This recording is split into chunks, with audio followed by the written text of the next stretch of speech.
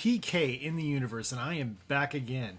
And today I'm here to make this video that I've wanted to make for quite some time, actually. I had made the thumbnail, I don't even know how long ago. But I wanted to talk about, is Evercade keeping up with the C64 Mini?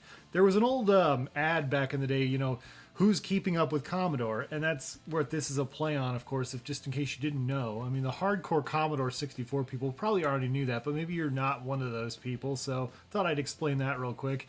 But anyways, yeah, I got the C64 Mini. It's a nice little device. It's pretty small. It's got two USBs here, and there's a power button, HDMI, and then there's the power cord and stuff. And it's a pretty versatile device. I got a little controller with it too. I'm not a big fan of this thing. It's not my go-to controller to use. What's nice too is it'll work with like an old PC controller. Like I have this one right here. Let me hold on a second. Let me show you that up close. This is an old like Logitech controller. And this old Logitech controller works great with this right here. I'm surprised how well it works actually. I don't even know if this controller works with my Evercade, to be honestly.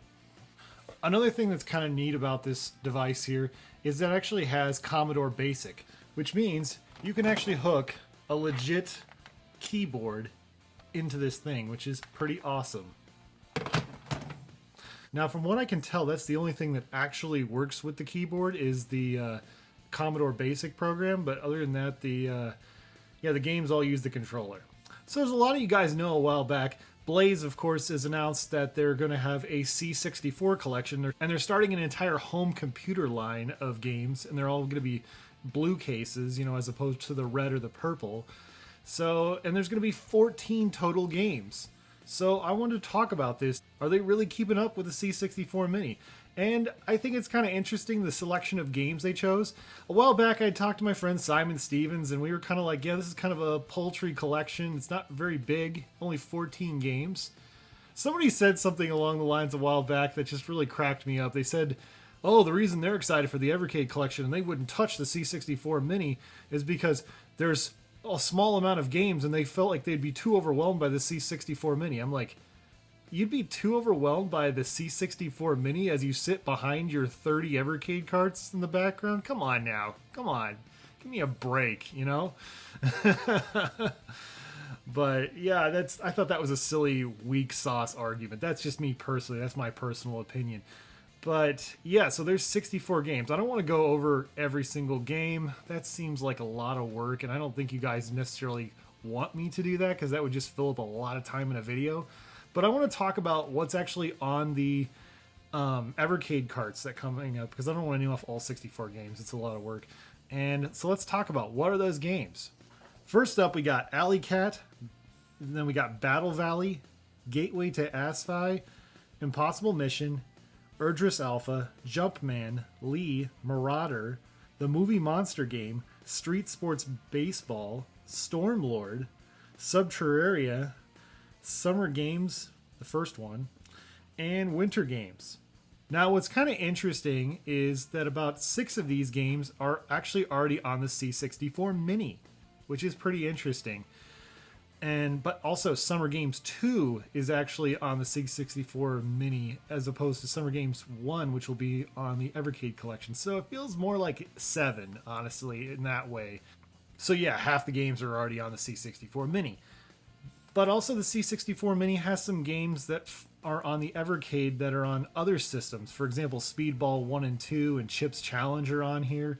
So it actually has some Evercade games as well. I think, is Boulder Dash and California games on the Evercade as well? I think they are.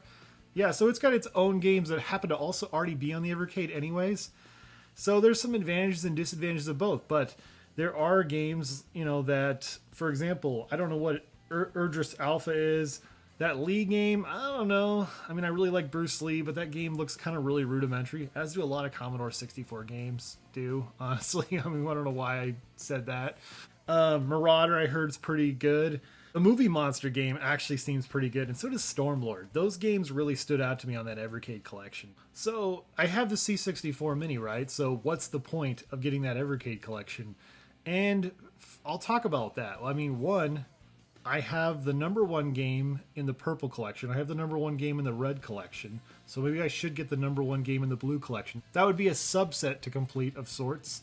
I'm kind of curious to how an Evercade controller will play Commodore 64 games. That's something that interests and intrigues me. Now, one could certainly argue, oh, PK, you could just, you have a computer, why not just, download all the ROMs? I'm like, well, one, because I don't know, really want to feel like going searching for Commodore files, honestly. And there's like 10,000 games, man.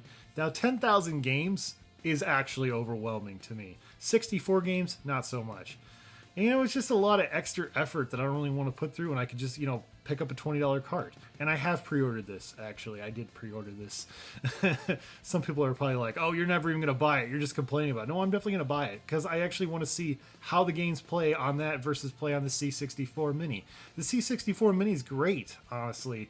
It's a great window in time. This is a time period I never really knew I was going to be interested in. And I really like the UI music. The music is really freaking charming.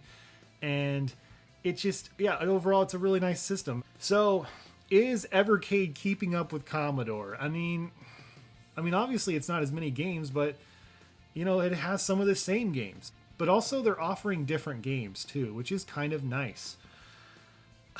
Yeah, I just want to get it to try it. And if I don't like it, well, I don't know. Maybe I'll sell it. I don't know. But I think it might be worth trying out. And I feel like the C64 Mini has been definitely a good way to try out Commodore games, because I never had any interest in going out and buying an actual Commodore 64. It's just that big old keyboard. There's, I don't know how their physical media is supposed to work. It's really confusing for me. I'm an American, obviously. A lot of people across the pond really love the Commodore 64. I didn't grow up with it. One thing a lot of people do talk about in the Evercade community is Evercade's all about discovery.